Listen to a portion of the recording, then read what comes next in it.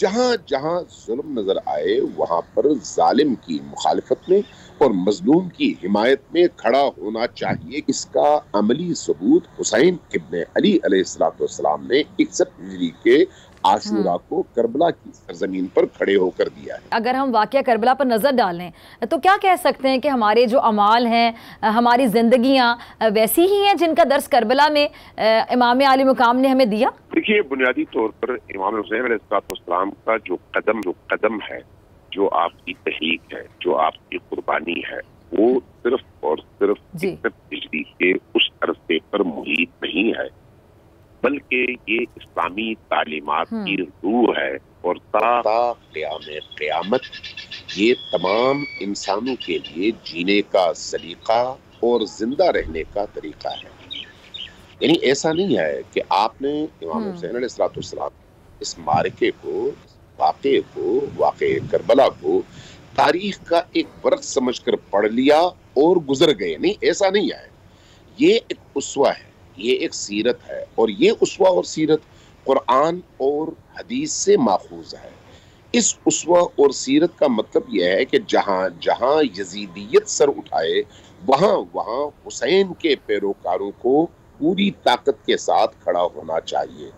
جہاں جہاں ظلم سر اٹھائے اس ظلم کے مقابلے مظلوم کی حمایت کے لیے حسینیوں کو، یعنی دوسرے لفظوں میں، حسینی نہیں کہتا میں، دوسرے لفظوں میں محمدیوں کو، دوسرے لفظوں میں امت کو، دوسرے لفظوں میں اہل قرآن کو، دوسرے لفظوں میں اہل اسلام کو، دوسرے لفظوں میں اہل ایمان کو، جہاں جہاں ظلم نظر آئے وہاں پر ظالم کی مخالفت میں اور مظلوم کی حمایت میں کھڑا ہونا چاہیے۔ کیوں؟ اس لیے کہ اس کا عملی ثبوت حسین ابن علی علیہ السلام نے 61 ہجری کے عاشورہ کو کربلا کی سرزمین پر کھڑے ہو کر دیا ہے۔ فرزند رسول 61 ہجری میں اپنے پورے کنبے کو لے کر اگر میدان کربلا میں کھڑا ہوتا ہے اور ظلم سے الجھتا ہے، ظلم سے لڑتا ہے، ظلم سے ٹکراتا ہے، اپنی گردن کٹاتا ہے، اپنے بھائیوں کی گردنیں کٹواتا ہے، اپنے بچوں کو شہادت کے اس درجے پر پہنچتے ہوئے دیکھتا ہے، اپنی بہنوں، اپنی بیٹیوں کو اسیر ہونے پر راضی ہوتا ہے، تو کس قیمت پر؟ اس کی قیمت کیا ہے؟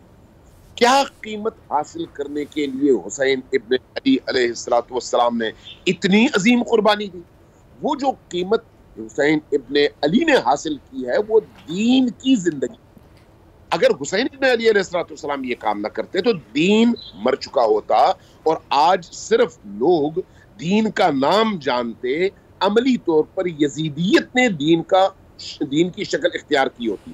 آج بھی بڑی تعداد میں ایسے نواسب موجود ہیں جو یزید کا دفاع کرنا چاہتے ہیں، مسلمان نہیں ہیں، نواسب ہیں، مسلمان نہیں ہیں، نواسب ہیں، یہ ذہن میں رکھیے گا، چونکہ ناصبی کبھی بھی مسلمان نہیں ہو سکتا جو نبی کریم کے دین کے مقابلے میں، نبی کریم کی اولاد کے مقابلے میں کھڑا ہو، وہ مسلمان نہیں ہو سکتا۔ اب وہ جو قیمت حسین ابن علی علیہ السلام نے حاصل کی ہے وہ دین کی زندگی ہے۔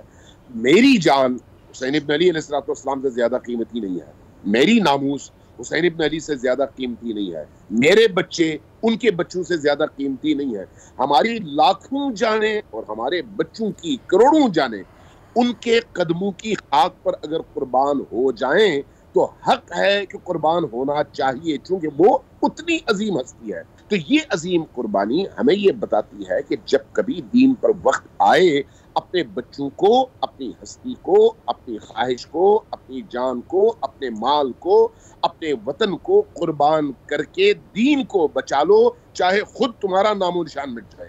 یہ ہر دور کے لیے درس ہے، ہر زمانے کے لیے درس ہے۔ کربلا والوں کو اسوہ اور نمونہ بنائے بغیر کوئی شخص حریت کی زندگی نہیں جی سکتا، حمیت کی زندگی نہیں جی سکتا، غیرت کی زندگی نہیں جی سکتا۔